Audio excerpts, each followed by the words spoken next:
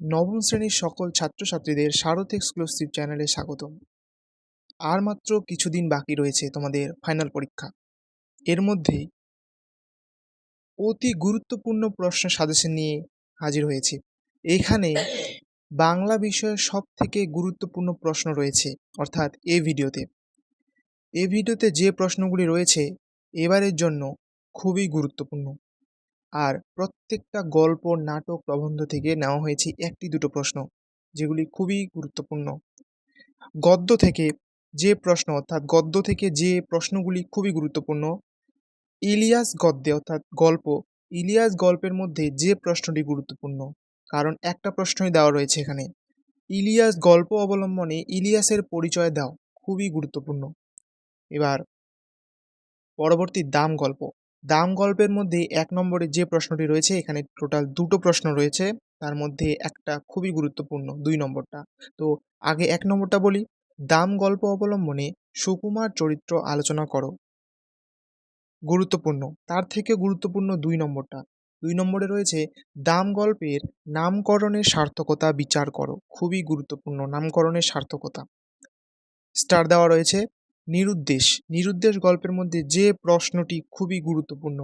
অধিকাংশ নিরুদ্দেশের বিজ্ঞাপনের ইতিহাসই এই উক্তিটির কার? নিরুদ্দেশ সংক্রান্ত বিজ্ঞাপনের ইতিহাস বিবৃতি করো। পরবর্তী প্রশ্ন ২ নম্বর। এই বিজ্ঞাপনের পেছনে অনেক সত্যকার ট্র্যাজেডি থাকে। একটি লাইন, ওই গল্পের লাইন দিয়ে প্রশ্ন আসবেই। এই সত্যকার ট্র্যাজেডির পরিচয় দাও। গুরুত্বপূর্ণ এই প্রশ্নটা সবথেকে। এই গল্পের এই প্রশ্নটা সবথেকে গুরুত্বপূর্ণ, এটা ছাড়াই যাবে না। পরবর্তী প্রশ্ন রাধারানী গল্প থেকে ১ নম্বরে। তাহারা দরিদ্র কিন্তু লোভী নহে, তাৎপর্য লেখো। তার থেকে গুরুত্বপূর্ণ রাধারানী গল্প অনুসারে রাধারানীর আলোচনা করো, খুবই গুরুত্বপূর্ণ। ভিডিওটি শুরু থেকে শেষ পর্যন্ত দেখো, স্কিপ করো না। চন্দ্রনাথ। চন্দ্রনাথ গল্প থেকে যে প্রশ্নটি সব থেকে গুরুত্বপূর্ণ, চন্দ্রনাথ গল্প অবলম্বনে চন্দ্রনাথের বৈশিষ্ট্য আলোচনা করো। ২ নম্বরে চন্দ্রনাথ গল্পের নামকরণ সার্থকতা বিচার করো। নামকরণ বিশেষণকে প্রত্যেকটা গল্প, তারপর কবিতা, এগুলির পড়তে হবে নামকরণ সার্থকতা বা বিশেষ সংক্ষেপ। ওটা পড়লেই তুমি বিভিন্ন মানে যে কোনো গল্পের মধ্যেই, অর্থাৎ যে গল্পটির বিশেষ সংক্ষেপ পড়বে ওই গল্পের মধ্যে যত প্রশ্ন রয়েছে তুমি পারে যাবে। তো কবিতা থেকে কলিঙ্গ দেশে ঝড় বৃষ্টি কবিতার সব থেকে গুরুত্বপূর্ণ প্রশ্ন, অবলম্বনে অর্থাৎ কলিঙ্গ দেশে ঝড় বৃষ্টি কবিতা অবলম্বনে প্রাকৃতিক দুর্যোগের সৃষ্টি বা প্রজাদের দুর্দশার পরিচয় দাও, খুবই গুরুত্বপূর্ণ। পরবর্তী প্রশ্ন ২ নম্বর, এটা ১ না, এটা ২ নম্বর। সারারাত তবু দাঁড় টানি, একটা লাইন দেওয়া রয়েছে। এখানে তবু শব্দটি একাধিকবার ব্যবহারের কারণ কি? বক্তার কোন মনোভাব প্রকাশিত হয়েছে? ২+৩। এবার খেয়া কবিতা থেকে যে প্রশ্নটি সবথেকে গুরুত্বপূর্ণ। এই খেয়া চিরদিন চলে নদী স্রোতে, একটি লাইন প্রাসঙ্গিকতা উল্লেখ করে তাৎপর্য বিশ্লেষণ করো। টোটাল ৫ নম্বর। ভাগ প্রশ্নগুলো অ্যাটেন্ড করতে হবে। ২ নম্বরে যে প্রশ্নটি রয়েছে খেয়া কবিতা থেকে সবথেকে গুরুত্বপূর্ণ। পৃথিবীতে কত দ্বন্দ্ব, কত সর্বনাশ। দ্বন্দ্ব ও সর্বনাশ বলতে কি বোঝানো হয়েছে?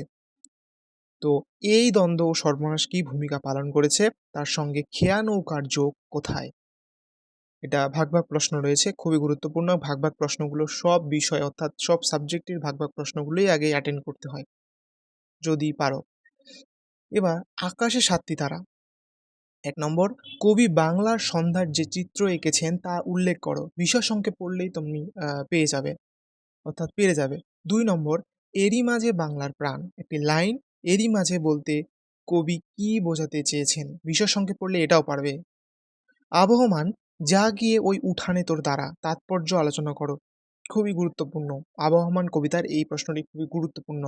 ভাঙ্গার গান। ভাঙ্গার গান থেকে যে প্রশ্নটি খুবই গুরুত্বপূর্ণ। ভাঙ্গার গান কবিতায় কবির অকৃত্রিম স্বদেশপ্রীতির প্রকাশ কিভাবে ঘটেছে তা আলোচনা করো।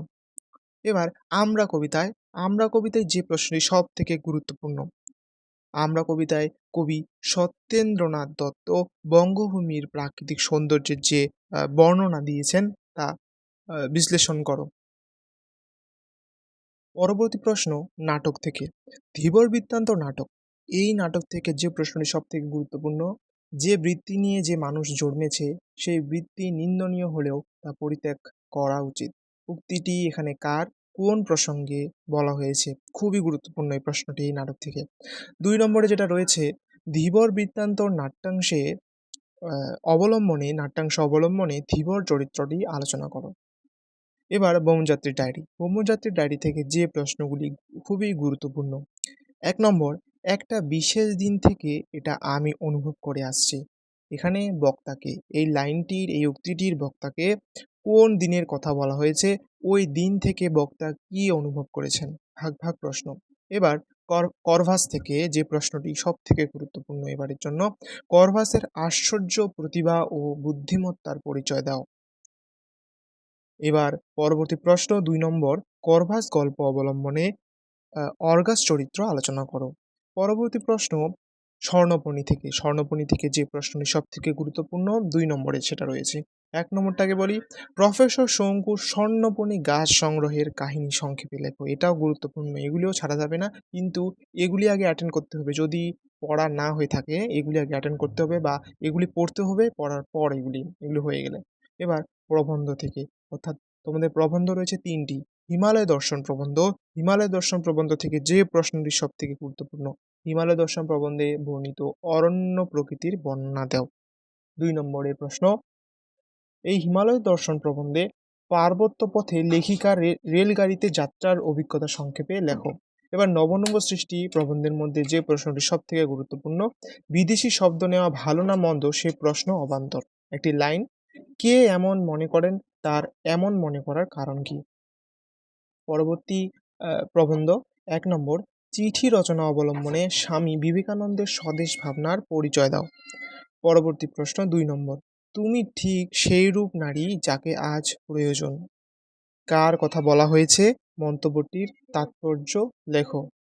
ভিডিওটি শুরু থেকে শেষ পর্যন্ত দেখে যদি ভালো লাগে তাহলে অবশ্যই ভিডিওটিতে একটি লাইক করতে ভুলবে না, এবং চ্যানেলটির পাশে থাকবে, এবং পরবর্তী আরও অন্য গুরুত্বপূর্ণ ভিডিও পাওয়ার জন্য চ্যানেলটিকে সাবস্ক্রাইব করে রাখবে।